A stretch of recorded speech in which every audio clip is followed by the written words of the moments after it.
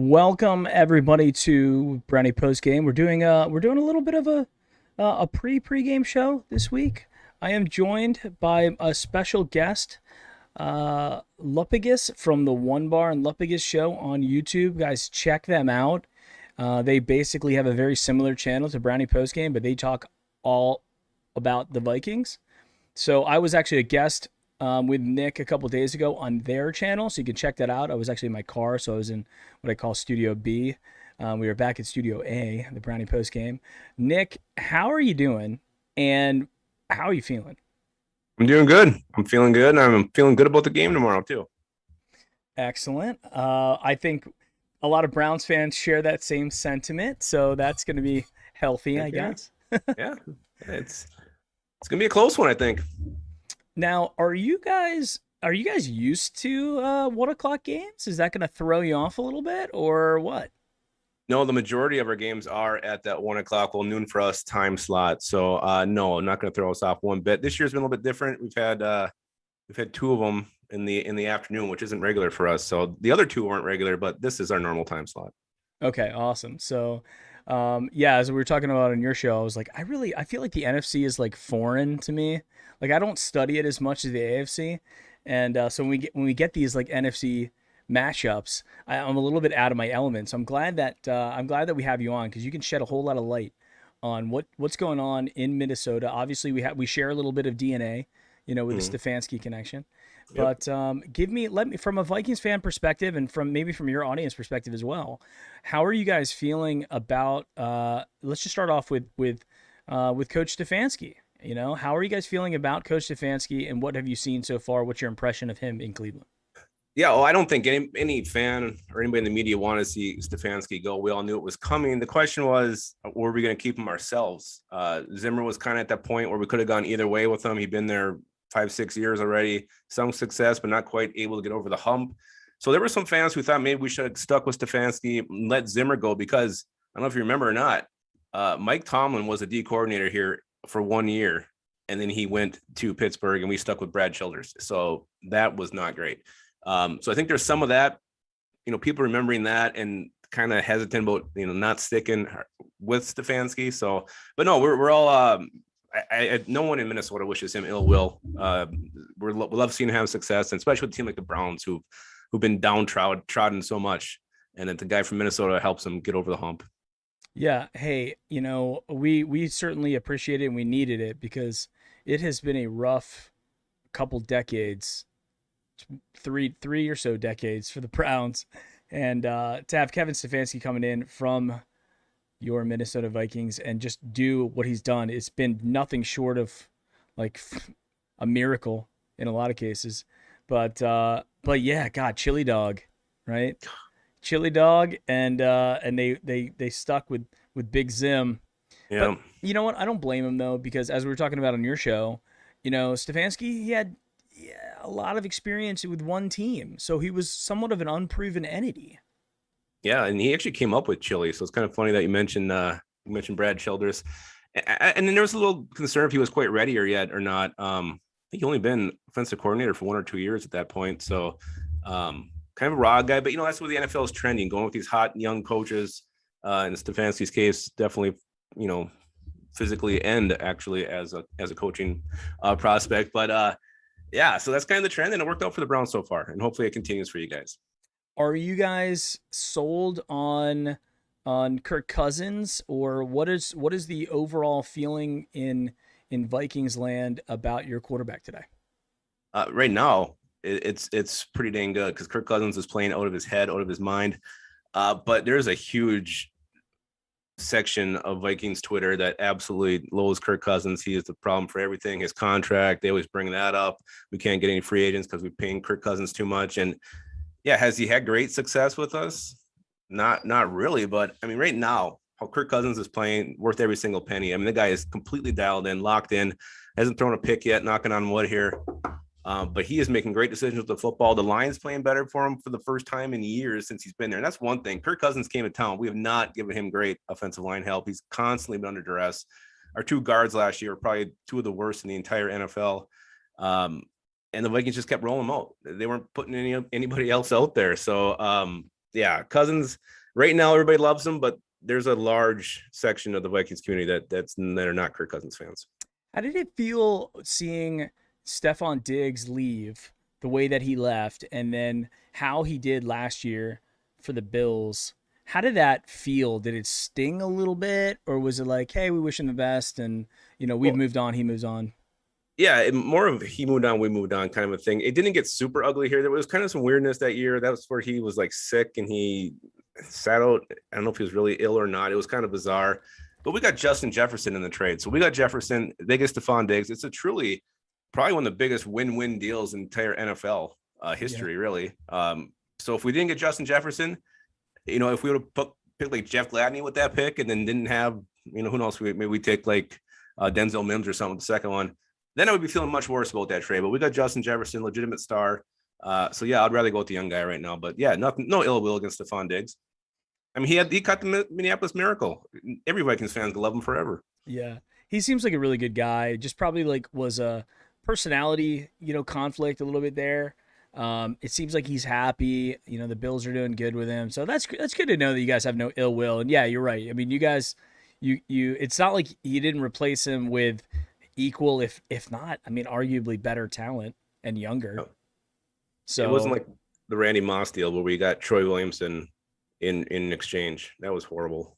oh yeah. I mean, That still stings. and we've made a lot of kind of bonehead moves like that as well, that hurt along the year. So like I can certainly I have an appreciation for that. How do you what about the rest of the offense? Is Dalvin Cook playing? I just got an alert on my phone like that, there might be another issue, but is how up to the minute Well, here, 2:17 p.m. on the East Coast on Saturday. How's he feeling? he's practiced last couple of days, so I think he's trending toward playing. As far as I know, I didn't see what this last minute notification was, but it seems like he's going to play. Hopefully he does because he's so explosive. I mean, all he needs is a little seam and he's gone. But Alexander Madison is a very capable backup, not really known real well league wide, but he carried us last week. He can catch the football. He can run hard. He can make some moves, make some guys miss. So if Cook can't go, we're still in good hands with Alexander Madison. How about on the defensive side of the ball? You guys got Sheldon Richardson back from us. So we borrowed him for a couple years. Now he's back with you guys. Just tell me about, just in general, how's the defense looking? Because I think that's going to be where the rubber meets the road here in this matchup. So your impressions thus far on the Vikings defense? Extremely, extremely disappointed. It was horrible last year. We went out and spent a bunch of money. We brought in Patrick Peterson, Delvin Tomlinson. We got Michael Pierce back. We got Sheldon Richardson, like you mentioned. Dino Hunter coming back. Anthony Barr still out. I don't know why we ever re-signed him. I think he's been back for like a game and a half since we gave him that contract extension. So making those moves, expectations. We got Mac Alexander back too. Expectations were high. This was a horrible unit last year, especially against the run, giving up huge chunks of yardage on the ground. Couldn't stop anybody. Offense, luckily, was able to keep them in some games that they probably shouldn't have really shouldn't have won as many games as they did last year, but the offense really carried this team. So everybody was expecting this huge turnaround, very tough to run against, but it's been the complete opposite. This defense looks very similar to what was out there last year. Teams have no problems running the football against us. Bashad Breeland's been a major issue. The right cornerback spot, continuously getting picked on. So yeah, this defense has been a mess. It has not been good. And it's making some fans wonder if Zimmer's defense, if teams have figured it out and it's just not as intimidating as it used to be. I don't know what it is because they're just not gelling. They're not performing. If they played even half as good as a talent on this roster, this team should be 3-0. Yeah. Well, and you guys have had some tight games too. I mean, I didn't expect the Bengals loss. Cardinals, whatever. I mean, what was it? Greg Joseph missed kick, right? Yeah. So you guys could easily be 3-0 at this point.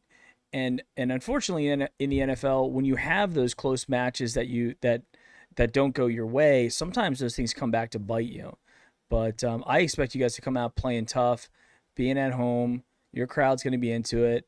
When you guys saw the Browns on your roster, or I'm sorry, on your schedule this year, what was your immediate reaction when you see, okay, in week 4 the Browns are coming to town? What was it like? You had a feeling about it, or was it there was no feeling it was just like another team on the schedule. No, it's a tough matchup. That's what my initial thoughts were. I mean, it's a team won a playoff game last year. Kevin Stefanski, great ground game. No, we always looked at that as being a tough matchup. Really, when I was looking at the schedule to start, yeah, I thought we'd win the Bengals game. I thought the Cardinals game could go either way. I thought the Browns game could go either way. So I was thinking worst case 1-3. But the Bengals game, we had like 10 penalties almost in the first quarter. It was embarrassing. It was something you don't ever see. I mean, it was like 3 in a row to start their drive. Totally bizarre. Then that fumble call against Delvin Cook, I really think he was down. But yeah, the Browns come to town. No, everybody always thought that was a tough matchup. Good defense, good strong running game, and Baker Mayfield can definitely make some plays. So not like it used to be when the Browns was on your schedule, it was a free win. That's not the way it is anymore. Yeah, it was. Those are the Lions. You're right. I remember actually those years with the Hugh Jackson years, or even before that, there was a bunch of seasons that I was like, you as a Browns fan, we go through our schedule and we're like, okay, where's our wins and losses throughout the year, and we're chalking up wins on certain teams, and like literally every team doing the same thing. Saw the Browns, was like, oh, that's a win, no problem. Yep. So now with the power ratings and stuff like that, we're towards the top of the league, I would say, which is just an odd feeling for Browns fans. Everybody in chat, I'm sure, can probably agree with me on that. If you had to say, other than, I know you mentioned a couple of them, but if you could say, like, what's the biggest weakness? And try to be very specific here, because we know that all of the Browns coaches watch this channel religiously. Okay, good. No, but what would you say is kind of the biggest weakness and the biggest strength to look out for tomorrow as Browns fans watching the Vikings play our beloved team? Yeah, the biggest weakness is their run defense. We can't stop anybody on the ground, and going against Chubb and Hunt, that's horrifying. Hopefully they figure it out. I don't know if they stack the box, do something, but right now it's just not working with the personnel they put out there. So that's number one. That's my biggest concern. That's my biggest weakness, is just we haven't been able to stop anybody on the ground. And you got those two beefy guys in the middle, and they're just not getting it done. So that's my number one concern. The strength is the passing attack right now. Justin Jefferson, Adam Thielen, and Kirk Cousins, they're just completely locked into each other. They just have big games every single week. So it's the passing attack, definitely. Even Tyler Conklin, tight end, he got some action last week, and we lost Irv Smith to start the season. So Conklin's been kind of number one tight end. But then this other guy too, KJ Osborne, probably unknown to most people out there. He was a 5th round pick last year taken as a return man. This guy had a great camp, and he's come on, he's produced. He had a big touchdown against the Cardinals, a little quieter last week, but he's a guy you can't sleep on either. So there's some weapons here. And if Delvin Cook's ready to go, the passing attack is really the strength right now of this team. Is you kind of touched on the special teams a little bit there. We mentioned Greg Joseph. The Browns fans know him well. Greg the Leg. Talk to me about your confidence in your special teams unit from head to toe. Well, kicking goes back a long way with Minnesota Vikings. A lot of heartbreak when it comes to our kickers. I don't know how familiar you are, but we lost 98 NFC Championship game. Gary Anderson was perfect all year long. Misses the field goal that would have put us up by 10 with like a minute and a half left. Against the Seahawks playoff game, who was it? That was Blair Walsh shanked one in like 20 below weather. It goes on and on and on. Last week or 2 weeks ago against the Cardinals, we missed one. So kicking and the Vikings, you're never going to feel confident. We had Daniel Carlson on the team, missed like 4 field goals and 2 extra points against the Packers. We cut him. And now he goes on. He's one of the best kickers in the league with the Raiders. That's just the Minnesota Vikings luck. Yeah. We're cursed. We are cursed when it comes to kickers. So no, we will never feel comfortable when a kicker is lined up to make a field goal. And Greg Joseph, he's been up and down this year. I think he missed a couple extra points. He missed a field goal against the Cardinals. So we'll always be nervous. Special teams as a whole, our new punter, Jordan Berry's been doing great. The guy's got a hell of a leg on him, really flipping field position for us. We had a couple years of Britton Colquitt there, and that wasn't another ex-Brown. Yeah. He'd have his moments, but really overall not very good. Barry's been great. And then far as the returners go, we've been using Amir Smith-Marset, who I think is going to be out on Sunday. So I would expect to see Amir Abdullah back there. And yeah, I don't know. He's Amir Abdullah. Hopefully he hangs onto the ball. Gotcha. Hands the fumble sometimes. Keith C in chat was asking how many sacks do you think Cousins going to take tomorrow, going up against Myles Garrett, coming off the record-setting 4.5 sack game. The only thing that makes me feel good, I think I mentioned this when you were on with me, is when we were facing Chandler Jones, coming off a 5-sack game. So, and we were able to neutralize him. So he's gonna get a couple, 2-3 maybe, but I think they're gonna keep Ben Ellison over there, a big blocking tight end. CJ Ham's gonna help on Rashad Hill. So I think there's be plenty of help there. But Kirk has been getting the ball out super quick. Clint Kubiak, the offensive coordinator, really game planned well for when we're facing these teams with great rushing attack or pass rushing. So especially the Cardinals game, he was doing short dropbacks, getting out in a hurry. So I expect to see a lot more of that tomorrow too. Yeah, C-Town 216 says he's kind of worried about this game. I agree.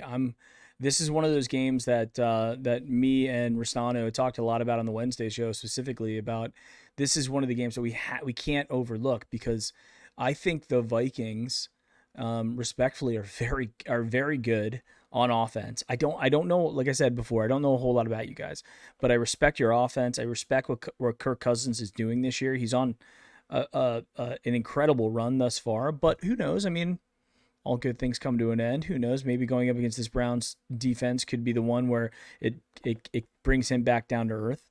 But this is one that I am absolutely worried about from a Browns perspective. Cautiously optimistic, but I am worried about it. Is there anything on your side? Obviously, you know a whole lot about Kareem Hunt and Nick Chubb, but is there anything on your side that you are looking at from the Browns going, that could be a problem? Well, there's a couple things. I mean, you mentioned your returner Felton, and the Vikings tend to give up big games to rookies. Like if you need a rookie to have their coming out party, it's probably going to happen against the Vikings. Jamar Chase had a big game against us. The Rondale Moore and the Cardinals had a good game against us. So Felton, he'll probably bring him to the house. Those things just tend to happen to us. And I don't know if I'm coming off as a negative Nancy or whatever, but it's just the truth. That's what happened. So, and maybe just I'm always worried about that obscure receiver doing well. You guys got Peoples-Jones, everybody could be worried about Beckham, but he could be the guy who actually steps up. Those are kind of things that kind of the odd man having a big game tends to happen against us more than not. But yeah, and I mean for us, I feel the same way. I feel like we typically like to play down to the competition, or at least we if we get up by 3 scores, they're coming back. It's going to be a nail biter at the end. So I will tell you this as a Browns fan: even if we start, let's just say hypothetically we get up by a lot early, do not worry and don't turn your TV off, because it will most likely come down to an onside kick, having to cover it to win. That was our whole last season. Even so far this season, we've had very tight games. So and with your offense, you guys can come back. The one thing that I'm most afraid of is if you guys get up and if Cook is healthy and can go, you're going to be able to do some stuff against us as well, as long as you're taking care of and covering Myles Garrett, chipping him or allowing him to over pursue and then getting through that hole, and then putting the ball into Baker Mayfield's hands and our passing game to try to get back into it, versus really the Nick Chubb and Kareem Hunt. Because if it goes to the fourth quarter and we're up by at least by 2 scores, so let's say we're up by 10 or up by 9, 10, 14, whatever. If we're up by more than 1 score, you're going to see a whole lot of downhill running with Nick Chubb and Kareem Hunt. Baker may not throw at all. So if the weakness is running, then if I'm the Vikings, I'm going, we got to get up quickly and make it so that doesn't happen in the fourth quarter, because the fourth quarter is going to go like that because of the running. I mean, we're going to take 45 seconds off the clock with every play, right? So that's one thing that I would say to look out for. Hopefully you guys, if you get a lead early, you're going to be able to put those guys at bay. It's similar to the Ravens, right? The Ravens are a 80% running team. So if you can get ahead of them and force Lamar Jackson to throw, you're going to have a better chance of winning. It's not quite as bad with the Browns because we have some weapons like you mentioned. But if it comes down to Nick Chubb and Kareem Hunt in the fourth quarter, like it's probably not going to go well. No. So No, and yeah, that's what we were able to do with the Seahawks last week. We got up and then we just kept pounding the ball, moving the chains, and Russell Wilson barely saw the field the second half. So not that Baker Mayfield is Russell Wilson, but control the clock, you control the game in most cases. yeah, absolutely fair. Um, in terms of the Vikings for the rest of the season, just out of curiosity, is this a playoff team? Does the Minnesota Vikings fans believe this is a team that can win a Super Bowl? Well, we all did going into this when you go all in on defense like you did in the off season, and the draft went well. But Darius hasn't played yet, our first round pick. But after the first couple weeks, you start wondering like the way the defense played. I'm not so sure anymore. I really thought this was like really Zimmer and Spielman's all in year, because I feel if they don't make it, they both might be gone. Um, the defense has to play better. That's just, if the defense can even play half as well as they're playing now, I think this is definitely a playoff team. If they can get to the if they can play like the talent on the roster, then I think they could actually be a Super Bowl contender. I haven't seen it yet, so right now it's hard to say if we could do better than 9-8, which is still weird using these new numbers with this extra game. But that's kind of where I see them at this point until I see something. If we win this week, then maybe I start feeling like a playoff team again. But the defense has just been so far behind. I wonder if it's just something, and we kind of experienced this the first couple games as well, that we had 8 new starters on defense, which is like basically we overhauled the whole damn thing. And you could definitely tell in the first couple of games like there needed to be some gelling that was happening. And then last week it all kind of came together. Maybe that's what's going on in Minnesota as well. Like because Zimmer's a defensive guy, right? Yeah. So and is he calling plays on defense? Is he calling the defense? He doesn't like to flat out say he is, but I do believe he is. Got He had it. Kyle Rudolph go on in New York, and he just said last week that it's nice playing for a coach who actually looks at the whole team and not a defensive coordinator who's the head coach. So Yeah. I think he does. But So yeah, he doesn't really flat out come out and say it. but let's just say like worst case, he's definitely getting very involved in the strategy from the defensive standpoint, Yep. right? So that's an interesting thing, because when I think as again outside guy looking in, when I think Minnesota, I think offense. I mean the first thing that enters my mind is Kirk Cousins. If we can neutralize him, we got a good chance. We got to be able to throw him off. But is Kirk, from what you've seen recently, is he dropping back and holding the ball, or is he getting rid of it very quickly and dumping it off? Like, are they short passes, medium or long passes? Like, what are you seeing in this offense that we should look out for? Well, we love the screen game. You'll see a lot of screens, whether it's Cook or Madison, doesn't matter. Vikings love running screens and roll out, play action, rolling out, throwing it down the field. There will be some, they'll take some shots. But yeah, a lot of more mid-range stuff. I think you're going to see a lot of that to Jefferson, mostly Thielen. Thielen's the red zone guy. Every time we're in the red zone, it's going to go to Adam Thielen. No doubt about it. Cousins loves looking to Thielen in the red zone. But yeah, it's really just a mix of definitely a lot of screens. You're going to see those. They love the screen game. Well, that is I think one of the weaker points for us too, because we have very aggressive defensive linemen, and our linebackers have been kind of hit or miss, hot and cold. As we were talking about on your show, Jeremiah Wusu Koromoa is currently ranked the number one linebacker in PFF, but he doesn't have that many snaps, so it's not like he's playing all game. He's kind of coming on of late because Sione Takitaki, our other linebacker, he's kind of filling in, starting. I think he's going to be starting for the rest of the year. So this might be a game that you see a lot of JOK, and so that could be interesting. He's an athletic, speedy, run stopping type of aggressive linebacker. But we do have defensive linemen that like to go after the quarterback. So if you can suck them in with those screens, that could be dangerous. So I will absolutely be looking out for that. And, I hope to see more of that from us as well, on offense. We like to throw the ball to Kareem Hunt. He likes to be the guy that we dump to. I think he's the more sure-handed of the two running backs. But when you get it into Nick Chubb's hands, or even this guy, Demetric Felton, the new guy, I mean, they're making stuff happen. So that's interesting. So we play a brand of defense. If you take away last game, and you just look at what Joe Woods has typically done over the last year, year and a half, we play what I consider a soft zone. It's almost like a prevent, but like, but not in like a dime package. It is like it's like a soft zone. You have guys kind of all over the place. So if you have wide receivers like Adam Thielen, who can nestle into those little pockets, you're gonna chew us up. And I expect that. So I expect this to be a big scoring game. I do. And I think you Mhm. were mentioning you think it's gonna be a low scoring game.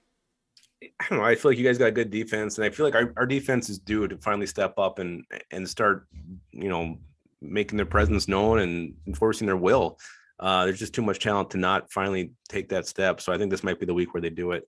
And they're coming off a great second half against the Seahawks. They shut them out, so they have something they can build off of. So I'm hoping they take the next step. I do. I just see a slugfest, a lot of running. But I could be off because every game the Vikings have been in so far has been high scoring. Hey, these are two northern cold weather bruising teams.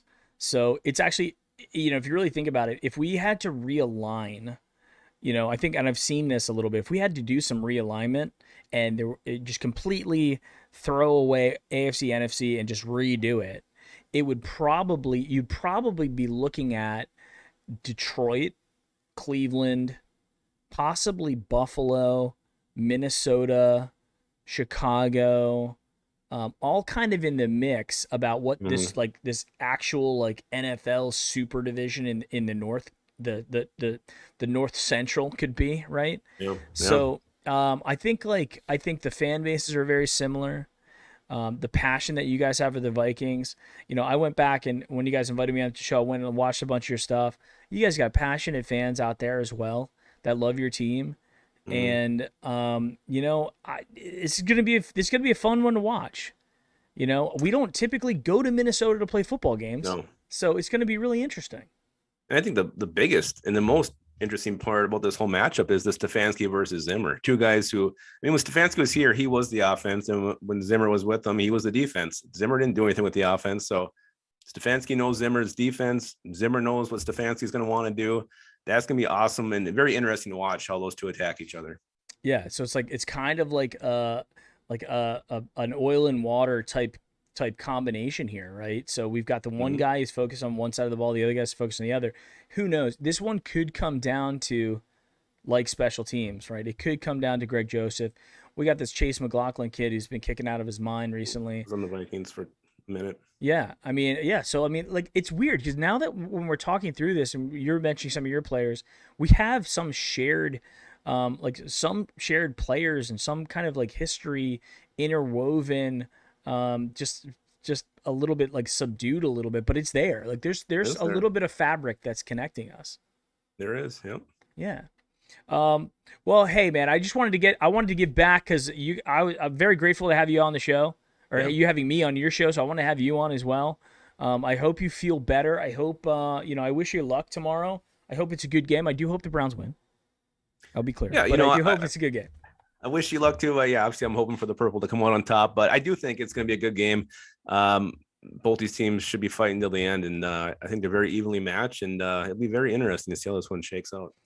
Yes. Well, thank you very much. Just to give some quick shout outs to some of the people in chat. David C, Sarah, I think Ara. Yeah, Ara's here. Hambone.